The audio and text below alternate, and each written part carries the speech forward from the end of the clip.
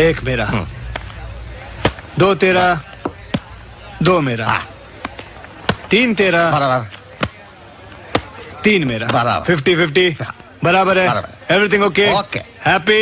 Very happy. No cheating? No cheating. भाई अगर cheating लगता है तो कैलकुलेटर ये कैलकुलेट कर ले भाई। Hello and welcome to 3B sports মানে bat ball Bangali.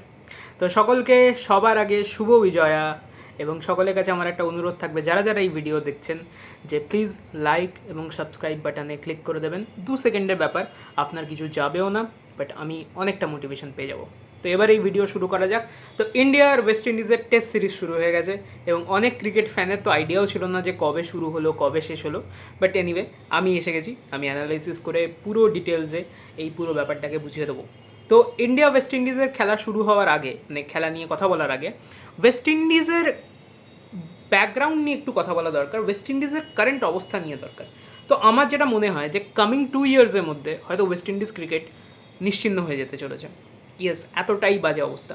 Because West Indies cricket T20 series হেরেছে নেপালের কাছে এবং খুব বাজেভাবে। যে দুটো ম্যাচ ফার্স্ট দুটো ম্যাচ হেরেছে না, সে দুটো খুব বাজেভাবে হেরেছে এবং আমি এক্সপেক্ট করছি যে it is just a phase এবং সেটা বেরিয়ে যাবে এবং আবার ওয়েস্ট ইন্ডিজ ক্রিকেট কোনো না কোনোভাবে পুনরুদ্ধার করবে।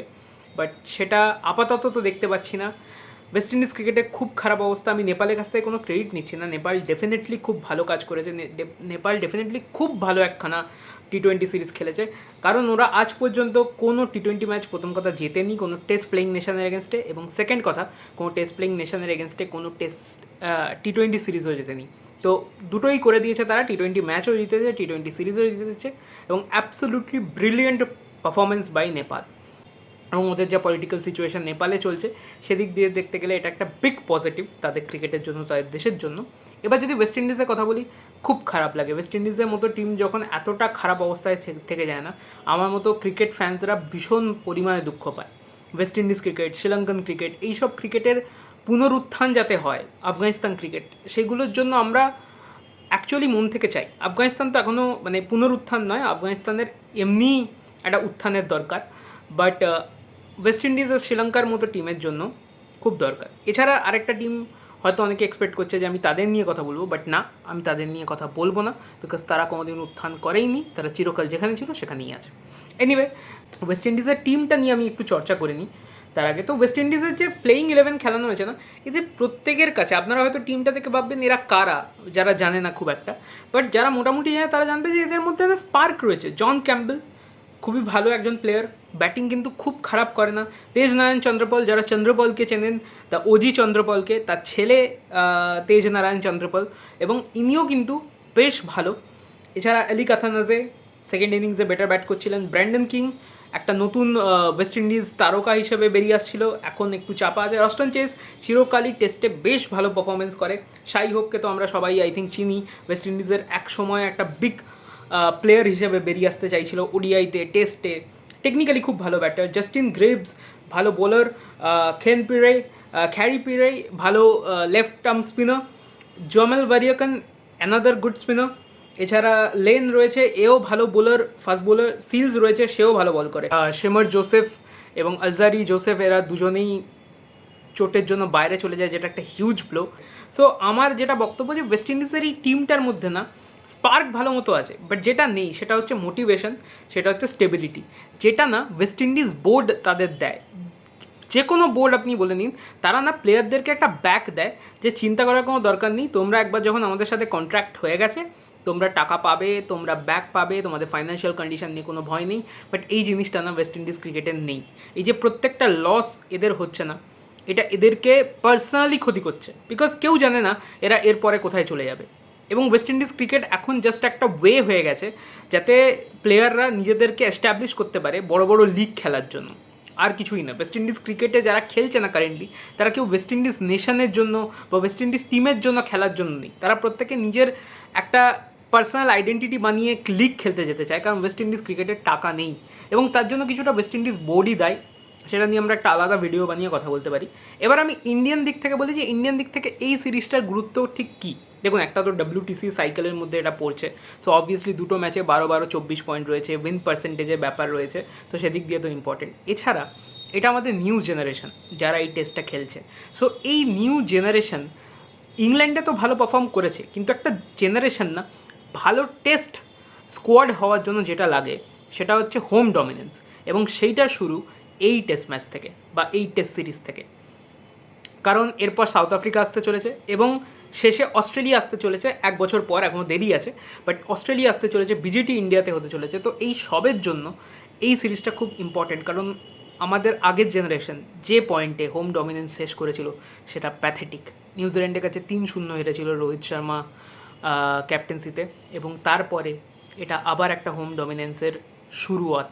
তো আশা করছি যে যেরকমভাবে এই ম্যাচটা আমরা ওয়ান সাইডে ডমিনেট করে জিতেছি, সেরকমভাবে আবারও আমরা হোম সিরিজে ডমিনেট করব। কারণ হোম সিরিজে ডমিনেট না করলে না আমরা WTC ফাইনাল যেতে পারবো, না আমরা একটা ভালো টেস্ট প্লেয়িং নেশন হতে পারবো। So home dominance is very important, যে যাই বলে থাকুক না কেন। তো সেই দিক দিয়ে এটা খুব ইম্পর্টেন্ট ছিল। এবার যদি ম্যাচের কথায় আসি, তো ওয়েস্ট ইন্ডিজের কোনো প্লেয়ারকে নিয়ে বলার সেরকম জায়গাই নেই।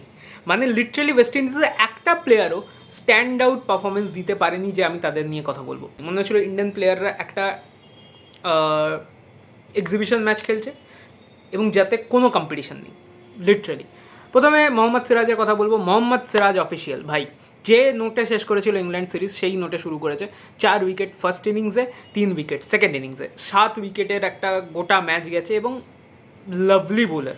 এবং আমি চাইবো ভাই সিরাজ কনসিস্টেন্ট হয়ে যায়, কারণ সিরাজ একবার যদি কনসিস্টেন্ট হয়ে যায় না, তাহলে আমাদের পুরো টিমটা দাঁড়িয়ে যাবে। এবার যদি আমি আমার ইন্ডিয়ান টিমেরও কথা বলি, এই টিমটা না পারফেক্ট, মানে এর থেকে ভালো হোম টিম হতে পারে না।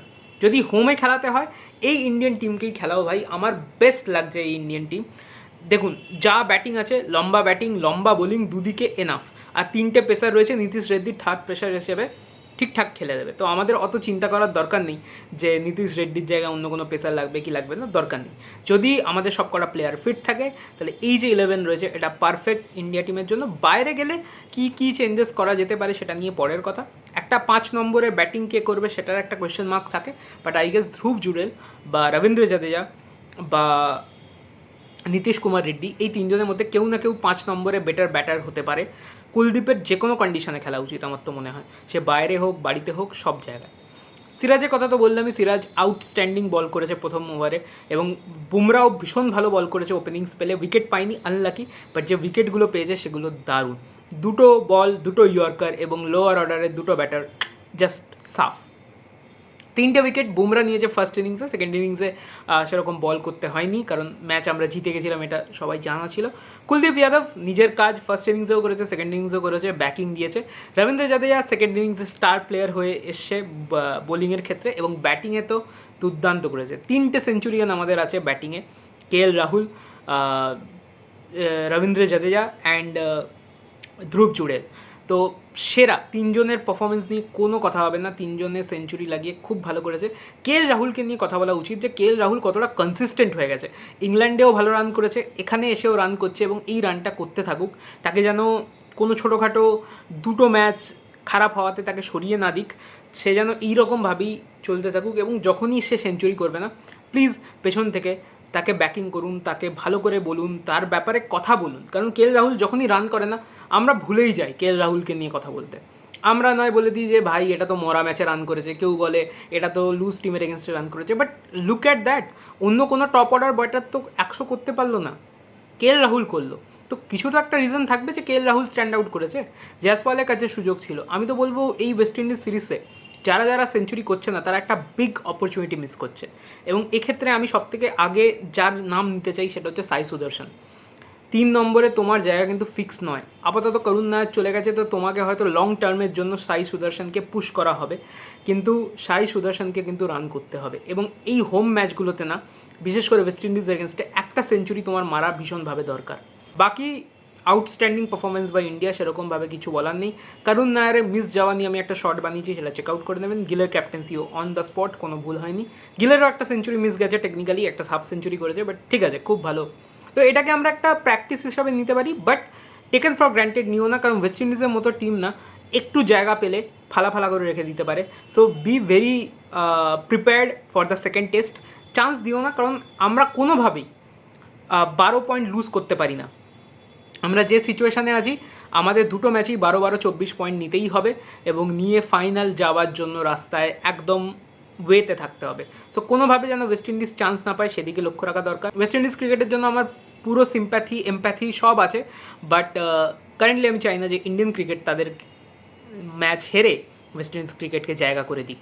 এছাড়া এরপরে সাউথ আফ্রিকা আসতে চলেছে হোমে, তবে তার আগে অস্ট্রেলিয়া সিরিজ আছে এবং সেটা নিয়ে একটা বিগ আপডেট এসে গেছে রোহিত শর্মাকে নিয়ে, সেটা নিয়েও আমি শর্ট বানিয়ে দিয়েছি, আপনারা চেক আউট করে নেবেন। তো ঠিক এরকমই কিন্তু আগের বছরও হয়েছিল যে বাংলাদেশের সাথে আমরা দুটো ম্যাচ খুব ইজিলি জিতেছিলাম এবং তারপরে খেলা ছিল আমাদের নিউজিল্যান্ডের সাথে এবং সেখানেও মনে হচ্ছিল যে আমরা খুব ইজিলি জিতবো, বাট দেন এসে গেল সেই 3-0 হোয়াইট ওয়াশ। সেই সেম ভুল যাতে ইন্ডিয়া টিম না করে, তাই আমাদের প্রত্যেকটা ম্যাচ সিরিয়াস নিয়ে খেলা উচিত।